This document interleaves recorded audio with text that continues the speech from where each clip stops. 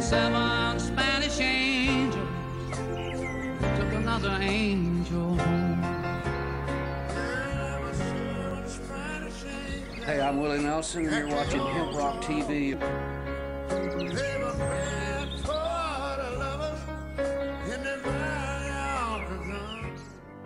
We don't run, and we don't compromise, we don't quit, we never do.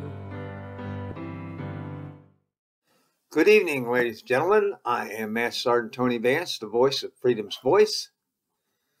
Tonight we're going to talk about a word to my fellow citizens. Every time you see an ad or a picture talking about some group getting something before veterans do, or instead of veterans, try to remember that it is a trick to get you to look down on one group of poor people by another group of poor people, and in the meantime, they're robbing the treasury. You know, we're blaming another group of poor people when they're not the reason that. Well, first of all, veterans get stuff first. Immigrants do not get stuff before veterans do. So you can put that out of your head completely right there. I see that one a lot. But it's just another one of them memes to get you to look down on another group of poor people when you're just barely getting by yourself. And you're blaming them for your situation when the real purveyors, the real sellers of your situation have been, is, and has been since the very beginning, since the Reagan administration. They have been the cause of your not getting ahead, not seeing the minimum wage raise in 40 years or 30 years or whatever. 2 people having to work to feed a family of 4, and if they do that, they're barely getting by. Somebody's got to take a part-time job. And it started with Reagan. Oh, you can't trust the federal government. Last people you want to trust is the federal government. What we need to do is we need to give that money to rich people, and they'll invest it. And that'll create jobs, except that here we are 40 years later, and we're still waiting on them jobs. Where the hell are them jobs? Them jobs are in China and Korea and Thailand and anywhere they can pay less wages and get away with it. Those jobs didn't get up there and walk over there by themselves. And the federal government didn't send them over there either. Our capitalist brothers did.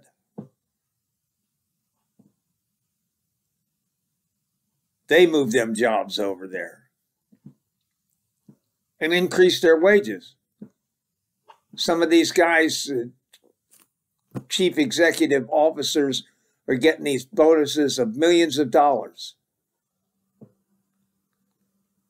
But if you get a raise, if they try to raise the minimum wage, all of a sudden that raise in the minimum wage will cause inflation. That $30 million they gave the chief executive officer as a bonus didn't, but raising your wages will, which is a load of hokum.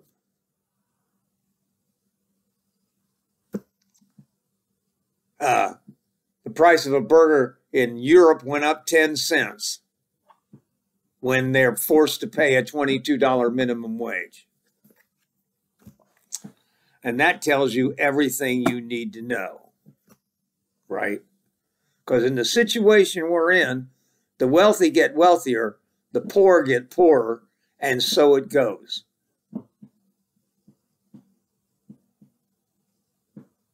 Now, the pandemic's proven anything. It's proven that those on the lower end of the economic spectrum are the people that keep us going, are the people that risk their lives in a pandemic to keep the economy going. Those are the people that should be getting raises, not these fat cats. And I love it. I absolutely love the way all these fat guys sit there and say, yeah, well, you know, if you give people money, well, they'll sit on their ass and do nothing. Maybe they're speaking from their own experience. They inherit, 93% of them inherited their wealth. And they really are sitting on their ass doing nothing. Okay? They really are. We're working our ass off to make ends meet on a minimum wage that never goes up. And these guys are calling us lazy and saying we should work harder when they're the ones sitting on their ass doing nothing.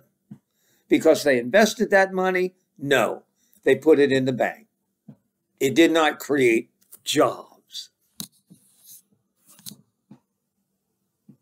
Now, one only has to pay attention to see that the Republican Party has one goal in mind: to remain in power, to stop you from voting so they can remain in power. And 350 some odd bills tendered across the legislatures in various state and Republican-controlled states to make it harder for you to vote. Hell, they even want to make it a crime to give somebody a bottle of water while they're waiting in line 4 or 5 hours to do their civic duty. They don't want you to vote because they don't want to lose power. If they lose power, then, oh my God, we might get a universal basic income. Oh my God, we might all get health care. Oh my God, our workers might be able to say, no, I'm not taking your crappy wages. You're going to have to come up with something better than that if you want me to come work for you. Something that should have happened 40 years ago. And if you don't believe me, just Google people who support a universal basic income and let yourself be surprised. Biggest surprise for me was Nixon. But then when you go back and look at the 1956 platform, it was a platform designed to help people. What the hell happened to the betterment of the people, for the people, by the people? That kind of disappeared.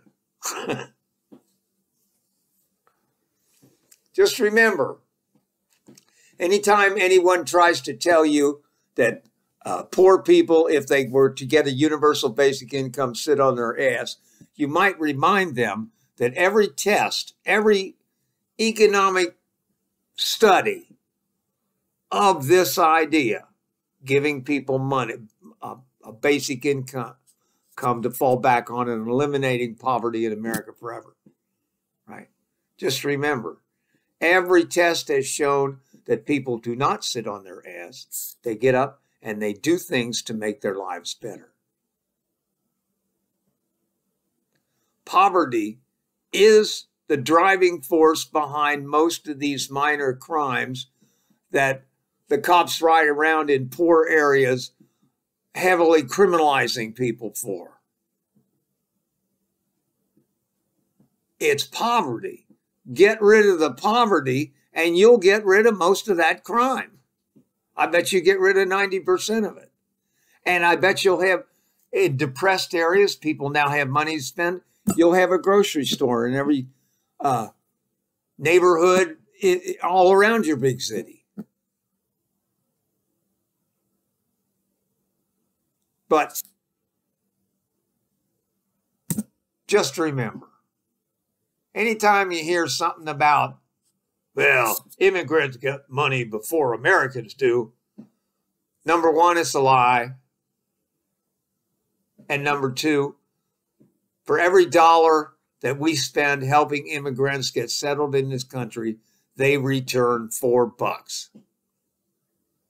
So if you want to talk a real investment in the people who are smart enough and courageous enough to leave when it's necessary and to build a better life somewhere else.